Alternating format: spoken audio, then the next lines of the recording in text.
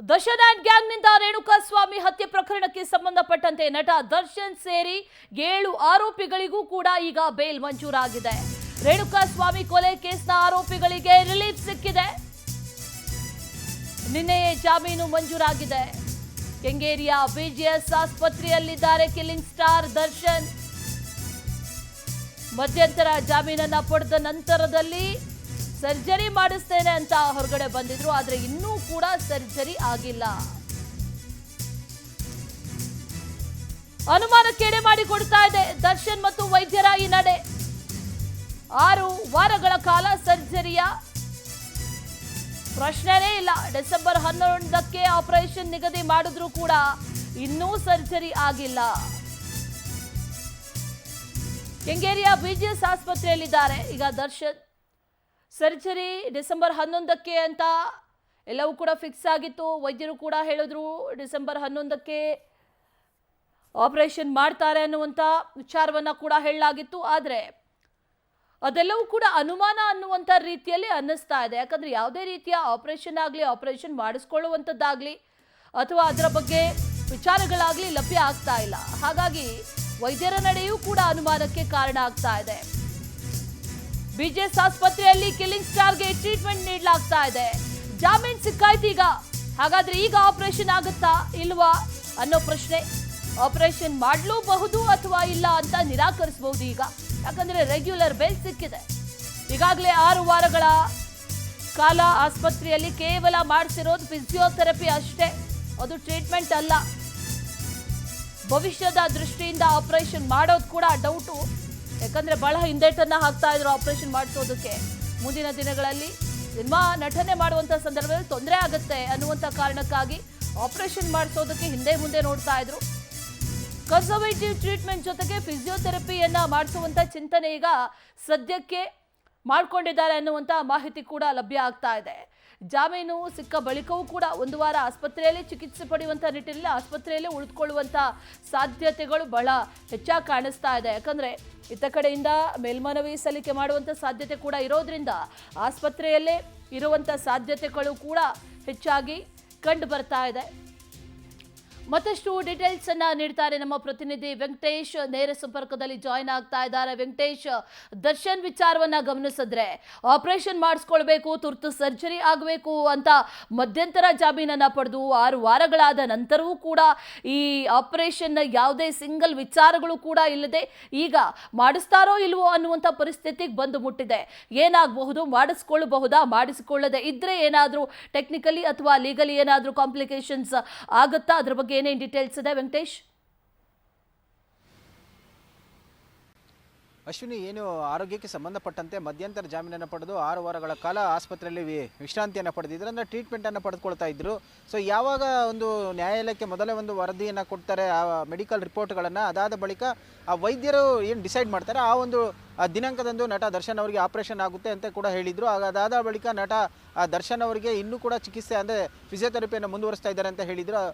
ವೈದ್ಯರು ಕೂಡ ಸೂಚಿಸಿದ್ದಾರೆ, ಅಂದರೆ ಆಪರೇಷನ್ ಮಾಡೋಕ್ಕೂ ಕೂಡ ನಾವು ಸಿದ್ಧವಿದ್ದೀವಿ ಅಂತ ಹೇಳಿ ನಟ ದರ್ಶನ್ ಅವರ ಒಂದು ಪತ್ನಿ ವಿಜಯಲಕ್ಷ್ಮಿ ಅವರು ಕೂಡ ಆ ಒಂದು ಆಪರೇಷನ್ಗೆ ಹಿಂದೇಟಾಗ್ತಾ ಇದ್ದಾರೆ. ಆತಂಕ ಇದೆ, ಮುಂದೆ ಜೀವನದಲ್ಲಿ ಕಷ್ಟ ಆಗ್ಬೋದು. ಸಿನಿಮಾಗಳು ಸೇರಿದಂತೆ ಸಹಜ ಜೀವನದಲ್ಲೂ ಕೂಡ ಅವರಿಗೆ ಆರೋಗ್ಯ ಸಮಸ್ಯೆ ಉಂಟಾಗುತ್ತೆ. ಹಾಗಾಗಿ ಆ ಫಿಸಿಯೋಥೆರಪಿ ಮೂಲಕ ಆದಷ್ಟು ಗುಣಪಡಿಸುವಂಥ ಸಾಧ್ಯತೆಯನ್ನು ಮಾಡಬೇಕು ಅಂತೇಳಿ ವೈದ್ಯರಲ್ಲಿ ಮನವಿ ಮಾಡಿಕೊಂಡಿದ್ದಾರೆ ಅಂತ ಹೇಳಿ ಗೊತ್ತಾಯಿತು. ಅದಾದ ಬಳಿಕ ಕೂಡ ಡಿಸೆಂಬರ್ 11ನೇ ತಾರೀಕು ಅವರ ಮಧ್ಯಂತರ ಜಾಮೀನು ಅವಧಿ ಕೂಡ ಕಂಪ್ಲೀಟ್ ಆಗುತ್ತೆ. ಆ ಒಂದು ದಿನ, ಅದೇ ದಿನ ಕೂಡ ಆಪರೇಷನ್ ಮಾಡ್ತಾರೆ ಅಂತ ಹೇಳಿದರು. ಅಂದರೆ ಈ ಒಂದು ದಿನವನ್ನು ಎಕ್ಸ್ಟೆಂಡ್ ಮಾಡುವಂತಹ ಒಂದು ಉದ್ದೇಶದಿಂದಾಗಿ ಅವತ್ತು ಆಪರೇಷನ್ ಮಾಡ್ತಾರೆ. ಆಪರೇಷನ್ ಆದ ಬಳಿಕ ಮತ್ತೆ ಕೆಲವು ವಾರಗಳ ಕಾಲ ವೈದ್ಯರು ವಿಶ್ರಾಂತಿಯನ್ನು ಸೂಚಿಸ್ತಾರೆ. ಹಾಗಾಗಿ ಮಧ್ಯಂತರ ಜಾಮೀನು ಅವಧಿ ಮತ್ತೆ ವಿಸ್ತರಣೆ ಆಗುತ್ತೆ.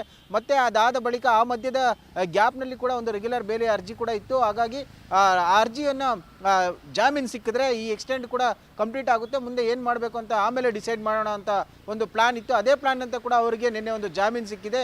ಈಗ ಅವರು ಆಪರೇಷನ್ ಮಾಡಿಸ್ಕೊಳ್ಳೋದು ಬಹುತೇಕ ಡೌಟ್ ಅಂತಾನೆ ಹೇಳ್ಬೋದು. ಯಾಕಂತ ಹೇಳಿದ್ರೆ ಮುಂದೆ ಏನಾದರೂ ಈ ಆಪರೇಷನ್ ಮಾಡಿಸ್ಕೊಂಡು ಹಾಗೆ ಸಂಪರ್ಕದಲ್ಲಿ ಮತ್ತೊಂದು ಅಪ್ಡೇಟ್ ಕೂಡ ಲಭ್ಯ ಆಗ್ತಾ ಇದೆ. ಆಪರೇಷನ್ ಮಾಡದೆ ಈ ಬೆನ್ನು ನೋವು ಗುಣಮುಖ ಆಗುತ್ತಾ? ಹಾಗಾದ್ರೆ ಆಪರೇಷನ್ನೇ ಬೇಡವಾ? ಹಾಗಾದ್ರೆ ಕನ್ಸರ್ವೇಟಿವ್ ಟ್ರೀಟ್ಮೆಂಟ್ ಮೂಲಕ ಗುಣ ಆಗುತ್ತಾ ಅನ್ನುವಂತ ಪ್ರಶ್ನೆ ಈಗ ಕಾಡ್ತಾ ಇರೋದು.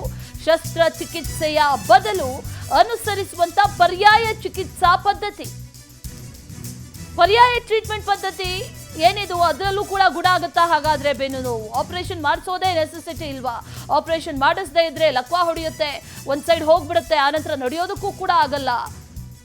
ಸಿನಿಮಾಗಳಲ್ಲಿ ನಟನೆ ಮಾಡೋದು ಬಿಡಿ, ನಡೆಯೋದಕ್ಕೂ ಆಗಲ್ಲ, ಹಾಗಾಗಿ ಬಹಳ ತೊಂದರೆ ಇದೆ ಅನ್ನುವಂಥದ್ದನ್ನ ಹೇಳಲಾಗಿತ್ತು. ಆದ್ರೆ ಈಗ ಕನ್ಸರ್ವೇಟಿವ್ ಟ್ರೀಟ್ಮೆಂಟ್ ಮೂಲಕ ಗುಣಪಡಿಸಲಾಗುತ್ತೆ ಅನ್ನುವಂಥ ಒಂದಷ್ಟು ಮಾಹಿತಿಗಳು ಕೂಡ ಲಭ್ಯ ಆಗ್ತಾ ಇರೋದು. ಇದು ಯಾವ ರೀತಿಯ ಟ್ರೀಟ್ಮೆಂಟ್ ಅನ್ನೋದನ್ನ ಕೂಡ ಗಮನಿಸ್ತಾ ಹೋಗೋದಾದ್ರೆ, ಕನ್ಸರ್ವೇಟಿವ್ ಟ್ರೀಟ್ಮೆಂಟ್ ಯಾವುದೇ ಶಸ್ತ್ರಚಿಕಿತ್ಸೆ ಇಲ್ಲದೆ ಮಾಡುವಂಥ ಟ್ರೀಟ್ಮೆಂಟ್, ಸರ್ಜರಿ ಮಾಡದೆ ಬೆನ್ನು ನೋವಿಗೆ ಮಾತ್ರೆ ಔಷಧವನ್ನ ಕೊಟ್ಟು ಗುಣಪಡಿಸುವಂಥ ಟ್ರೀಟ್ಮೆಂಟ್. ಆಪರೇಷನ್ ಮಾಡೋ ನೆಸೆಸಿಟಿ ಇಲ್ಲ. ಫಿಸಿಯೋಥೆರಪಿ ಜೊತೆಗೆ ಮಾಡ್ತಾ ಇರಬೇಕು. ಅದರ ಜೊತೆಗೆ ಒಂದಷ್ಟು ಎಕ್ಸಸೈಸ್ ಮಾಡಿಸಿ ಬೆನ್ನು ನೋವನ್ನು ಗುಣಪಡಿಸುವಂಥ ಕ್ರಮವೇ ಕನ್ಸರ್ವೇಟಿವ್ ಟ್ರೀಟ್ಮೆಂಟ್. ಆಪರೇಷನ್ ಮಾಡೋ ನೆಸೆಸಿಟಿ ಇಲ್ಲ. ವ್ಯಾಯಾಮಗಳನ್ನು ನಿರಂತರವಾಗಿ ಮಾಡ್ತಾ ಇರಬೇಕು.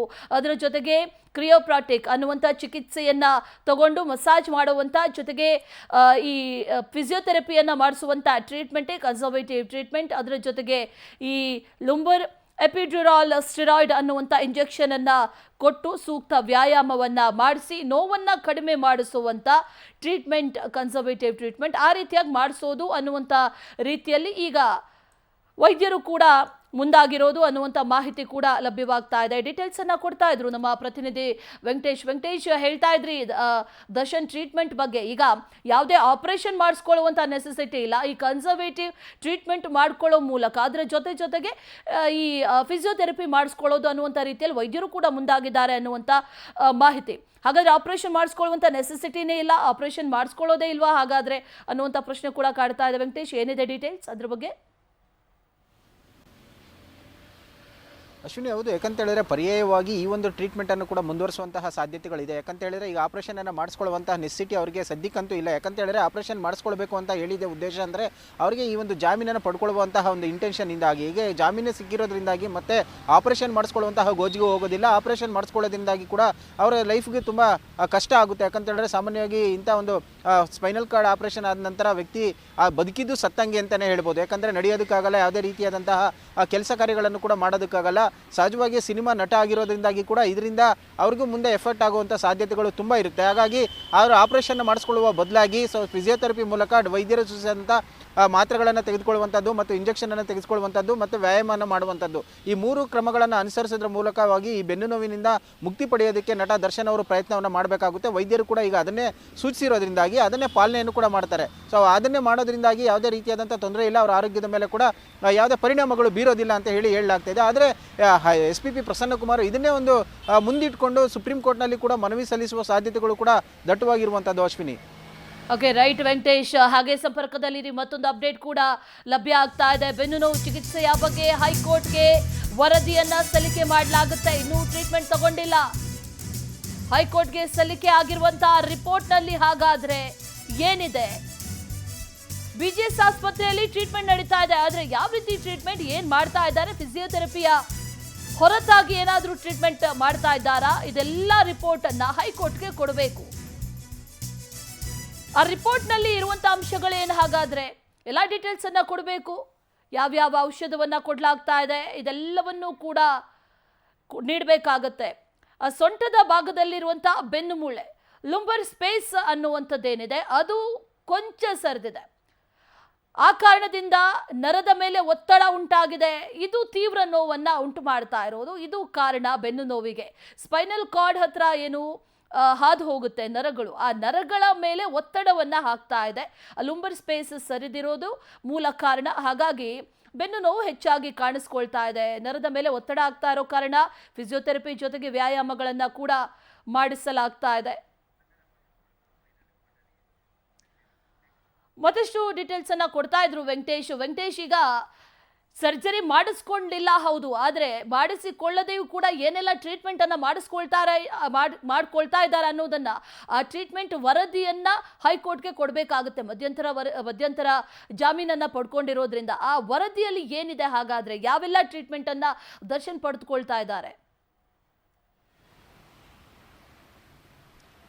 ಅಶ್ವಿನಿ, ಸಹಜವಾಗಿ ಯಾಕಂತ ಹೇಳಿದ್ರೆ ನಟ ದರ್ಶನ್ ಅವರು ಜೈಲಿನಿಂದ ಬಿಡುಗಡೆಯಾಗಿ ಆಸ್ಪತ್ರೆ ಸೇರಿದಂಥ ಮೊದಲನೇ ವಾರದಲ್ಲಿ ಒಂದು ರಿಪೋರ್ಟ್ ಅನ್ನು ಕೊಡಬೇಕು, ಅವರ ಆರೋಗ್ಯದ ಬಗ್ಗೆ ಏನಾಗಿದೆ ಅಪ್ಡೇಟ್ ಅನ್ನು ಕೂಡ ಕೊಡಬೇಕಂತ ಹೇಳಿ ನ್ಯಾಯಾಲಯ ಒಂದು ಷರತ್ತನ್ನು ವಿಧಿಸಿತ್ತು. ಅದರಂತೆ ಮೊದಲನೇ ಒಂದು ವಾರದಲ್ಲಿ ರಿಪೋರ್ಟ್ ಅನ್ನು ಕೊಟ್ಟಿದ್ರು. ಅದಾದ ಬಳಿಕ ಯಾವುದೇ ರೀತಿಯಾದಂಥ ಅಪ್ಡೇಟ್ಗಳು ಕೂಡ ಇರಲಿಲ್ಲ. ಮತ್ತೆ ಆಪರೇಷನ್ ಅನ್ನು ಮಾಡಬೇಕಾ ಬೇಡವಾ ಅನ್ನೋದ್ರ ಬಗ್ಗೆ ಕೂಡ ಕುಟುಂಬಸ್ಥರು ಚರ್ಚೆಯನ್ನು ಮಾಡ್ತಾ ಇದ್ರು. ಹಾಗಾಗಿ ಇದು ಫೈನಲ್ ಆಗಿರಲಿಲ್ಲ. ಫಿಸಿಯೋಥೆರಪಿ ಮೂಲಕ ಸಾಧ್ಯವಾದಷ್ಟು ಮಟ್ಟಿಗೆ ಒಂದು ಗುಣಮುಖ ಮಾಡುವಂಥ ಕೆಲಸಕ್ಕೆ ಪ್ರಯತ್ನ ಪಡ್ತೀವಿ ಅಂತ ಹೇಳಿ. ಆದರೆ ಇಲ್ಲಿವರೆಗೂ ಕೂಡ BGS ಆಸ್ಪತ್ರೆ ವೈದ್ಯರು ಯಾವೆಲ್ಲ ಒಂದು ಟ್ರೀಟ್ಮೆಂಟ್ ಅನ್ನು ಕೊಟ್ಟಿದ್ದಾರೆ, ಔಷಧಿಗಳನ್ನು ಕೊಟ್ಟಿದ್ದಾರೆ, ಇಲ್ಲಿವರೆಗೂ ಆದಂತಹ ಒಂದು ಬೆಳವಣಿಗೆ ಮತ್ತು ಜೈಲಿಂದ ಬಂದಂಥ ಸಂದರ್ಭದಲ್ಲಿ ಅವರಿಗೆ ಇದ್ದಂತಹ ಸಮಸ್ಯೆ, ಈಗಾಗಿರುವಂತಹ ಗುಣಮುಖ, ಈ ಎಲ್ಲವನ್ನು ಮೆಡಿಕಲ್ ರಿಪೋರ್ಟ್ಗಳನ್ನು ಕೂಡ ನ್ಯಾಯಾಲಯಕ್ಕೆ ಸಬ್ಮಿಟ್ ಮಾಡಬೇಕಾಗುತ್ತೆ. ಯಾಕಂತ ಹೇಳಿದ್ರೆ ಮಧ್ಯಂತರ ಜಾಮೀನನ್ನು ಪಡೆದುಕೊಂಡಿದ್ದೆ ಕೂಡ ಅವರು ಮುಖ್ಯವಾಗಿ ಬೇಲ್ ಪಡ್ಕೊಂಡಿದೆ ಅವರ ಆರೋಗ್ಯದ ಸಮಸ್ಯೆಯಿಂದಾಗಿ. ಅಂದರೆ ಇಲ್ಲಿವರೆಗೂ ಕೂಡ ಏನೆಲ್ಲ ಅಪ್ಡೇಟ್ ಆಗಿದೆ ಅನ್ನೋದ್ರ ಬಗ್ಗೆ ಕಂಪ್ಲೀಟ್ ಆದಂಥ ಒಂದು ರಿಪೋರ್ಟ್ ಮತ್ತು ವರದಿಗಳನ್ನು ಎಲ್ಲವನ್ನು ಕೂಡ ನ್ಯಾಯಾಲಯಕ್ಕೆ ಸಬ್ಮಿಟ್ ಮಾಡಬೇಕಾಗುತ್ತೆ. ಸೊ ಅದನ್ನು ಸೋಮವಾರ ಅಥವಾ ಮಂಗಳವಾರ ಕೊಡುವ ಸಾಧ್ಯತೆ ಕೂಡ ಇರುವಂಥದ್ದು. ಈ ಒಂದು ಮೆಡಿಕಲ್ ರಿಪೋರ್ಟ್ಗಳ ಆಧಾರದ ಮೇಲೆ ಕೂಡ ಸುಪ್ರೀಂ ಕೋರ್ಟ್ಗೆ ಏನು ಒಂದು ಮನವಿಯನ್ನು ಸಲ್ಲಿಸ್ತಾರೆ, ಆ ಒಂದು ಅಂಶಗಳನ್ನು ಇಟ್ಕೊಂಡು ಕೂಡ SP ಪ್ರಸನ್ನ ಕುಮಾರ್ ಅವರು ಇಲ್ಲಿವರೆಗೂ ವೈದ್ಯರು ಕೊಟ್ಟಂತಹ ಒಂದು ಟ್ರೀಟ್ಮೆಂಟ್ ಆಗಿರ್ಬೋದು ಮತ್ತು ಪಡೆದುಕೊಂಡಂತಹ ಜಾಮೀನು ಏನಿದೆ ಅದನ್ನು ದುರುಪಯೋಗ ಆಗಿದೆ ಅನ್ನೋದ್ರ ಮೇಲೆ ಕೂಡ ಏನೋ ಒಂದು ಸುಪ್ರೀಂ ಕೋರ್ಟ್ಗೆ ಮನವಿ ಸಲ್ಲಿಸುವ ಸಾಧ್ಯತೆಗಳು ಕೂಡ ಇರುವಂಥದ್ದು. Ashwini, okay, right Venkatesh, thank you ಡೀಟೇಲ್ಸ್ಗೆ.